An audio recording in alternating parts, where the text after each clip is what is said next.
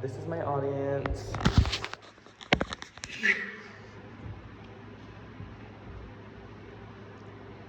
Everyone knows what it feels like to be discriminated against for something that you believe in. Do you remember in that moment how small you felt whenever that happened? Imagine you're in a college and there's a group of specific people who are targeting you for simply believing in something that you believed your whole life, or a tradition that you carry with you your whole life, your family carries with them. Well, at Harvard University, that was the case for many Muslim and Arabic students.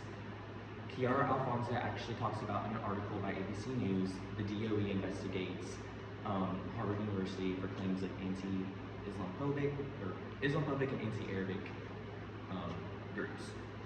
This article explains that the U.S. Department of Education opened a civil rights investigation into Harvard University. Muslim, Arabic, and Palestinian students claimed that they experienced harassment, physical assaults, doxing, and stalking, and intimidation, simply for being Muslim and Arabic. Some students reported being targeted for wearing Palestinian clothes. The DOE is specifically investigating whether or not Harvard failed to protect these students from discrimination and whether they fostered an environment that allowed this type of behavior to happen.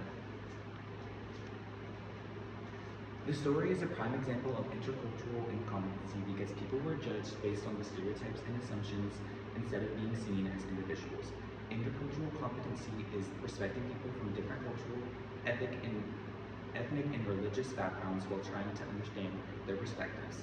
When people make assumptions about someone because of their religion, ethnicity, or culture, it prevents meaningful communities and creates an environment where people no longer feel safe to be who they are and express their beliefs freely. Although there's a lot of history of anti-Islamic or Islamophobic and anti-Arabic behavior in U.S. history, it became widespread around the 9/11 terrorist attacks. After this, many Americans unfairly associated all Muslims, Arabics, and Palestinians with terrorist groups, even though they weren't part of those terrorist groups. And they blamed a whole culture for just a small portion of that culture, or a small group of those people for doing something that they. Many people face discrimination in forms of racial profiling, hate crimes, workplace discrimination, and bullying simply because of their ethnicity and religious beliefs. Palestinian Americans have also experienced discrimination because of political conflict in the Middle East, which is affecting the way that they're viewed by many Americans. Assumptions ignore the fact that every individual has different beliefs, expectations, and opinions. Judging someone based solely on their cultural background is a form of stereotyping that often leads to prejudice and discrimination. Media coverage and social media has led to people associating an entire group with those conflicts. This can increase fear, misunderstanding, and suspicions to people who have done nothing wrong. Misinformation allows stereotypes, rumors, and false information to spread within social media. This process, because of social media has been heightened and is almost instant. When people rely on these stereotypes, they are more likely to develop prejudice against this group of people and judge them for simply being who they are. Biases, specifically biases that exist in our unconscious, they also exist in all areas of life, like school, workplaces, and other social institutions, which make it hard for people who are of minority groups to feel included in these spaces. So if you're in a group that's majority of people like you, the people in that group who are minorities feel like left out because if people aren't trying to understand their cultures and beliefs. You know? Even if it's not intentional, lack of understanding can create situations where people feel isolated or excluded. Becoming competent is pretty easy. First step is to educate yourself.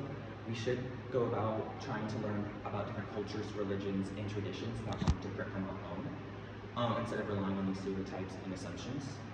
The more knowledge we have, the less we are likely to judge people unfairly. If we take time to listen to people's stories and experiences, we are more likely to make fair assumptions about people. Recognizing our own biases in our lives can also help us develop through experience family society.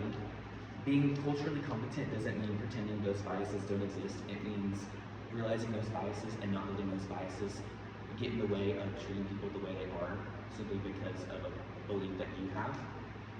Respect people, ask questions, and educate yourself. It builds a sense of trust within communities that you don't know, as well as helps people feel not left out in these groups. Schools and universities also have the responsibility of creating these environments where people should feel safe and protected who are of minority groups. So the Harvard University lawsuit actually came through, and Harvard settled with the Department of Education. They never took any accountability for anything that happened, but they did update their policies on discrimination, and they take their investigations more seriously, according to an article written also by Kiara Alfonso in 2025, so the year after the first article came out. But this article demonstrates that discrimination based on culture and religion continues to affect many people in the United States. These experiences described by Muslim, Arabic, and Palestinian students remind us that stereotypes and prejudice can have real consequences on people, education, and the safety and well-being of others. While it's a lot to handle, small actions can also make a meaningful difference in intercultural competency. Thank you.